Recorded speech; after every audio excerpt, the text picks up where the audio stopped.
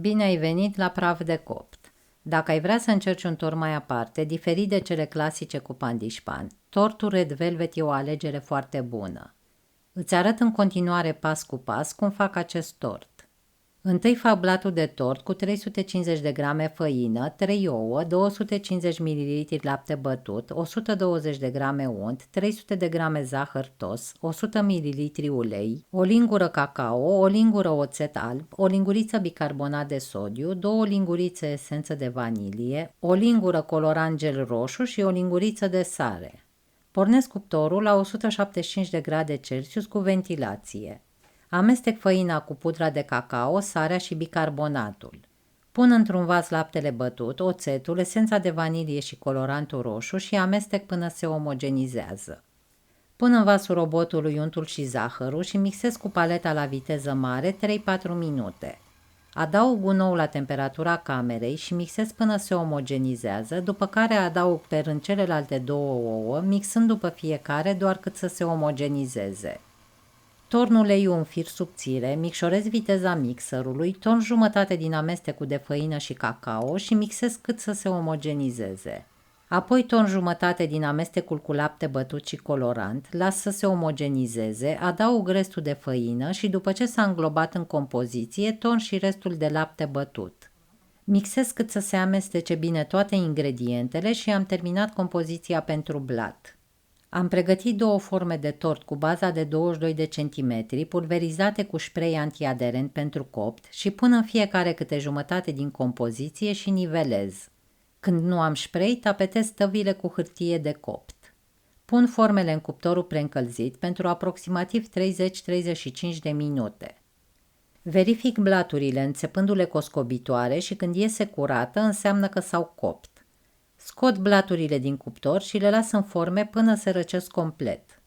Până se răcesc blaturile, fac crema de brânză pentru care am nevoie de 400 g cremă de brânză, 180 de g unt, 450 de g zahăr pudră și 2 lingurițe esență de vanilie. Și acum fac crema pentru tort. Pun în vasul robotului crema de brânză, mixez doar un pic și adaug untul și mixez la viteză mare până când compoziția devine pufoasă și cremoasă, circa 2-3 minute. Opresc mixerul, pun zahărul și esența de vanilie și mixez la viteză mică până când zahărul se integrează în unt, după care mixez la viteză mare cel mult 2 minute pentru că nu trebuie să mixez crema în exces. Este o cremă fină și consistentă care nu cade ușor de pe paletă. Pun crema într-un castron și o bag la frigider cel puțin o oră ca să nu fie foarte moale când o întind pe tort. După ce s-au răcit blaturile, le scot din forme și tai la fiecare blat bolta care s-a format la copt ca să aibă suprafața netedă. Fărâmițez resturile de blat în blender și le las deoparte că le voi folosi mai târziu.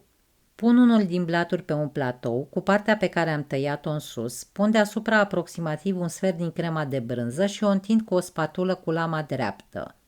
Pun deasupra al doilea blat, de data aceasta cu partea pe care am tăiat-o în jos și acopăr tortul cu crema rămasă. Întind crema pe lateralele tortului, după care o întind și deasupra și nivelez tot tortul cu spatula. Am pus blaturile cu partea tăiată la interior ca să fie tot mijlocul roșu și nu brăzdat cu nuanțele maronii care s-au format la copt pe suprafața și marginile blaturilor. După ce am terminat de nivelat, pun tortul la frigider să se întărească un pic crema. După 2 ore scot tortul din frigider, presar pe tort și pe laterale fărâmițele de blat rămase și acopăr tot tortul cu ele. Din când în când presez ușor cu mâinile să se lipească fărâmițele de blat de cremă. Nu apăs tare, doar cât să adere la cremă.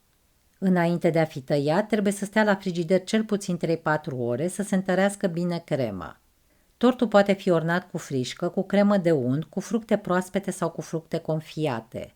Mulțumesc că ai stat cu mine până la sfârșit și te aștept și la alte rețete de pe canalul Praf de Copt.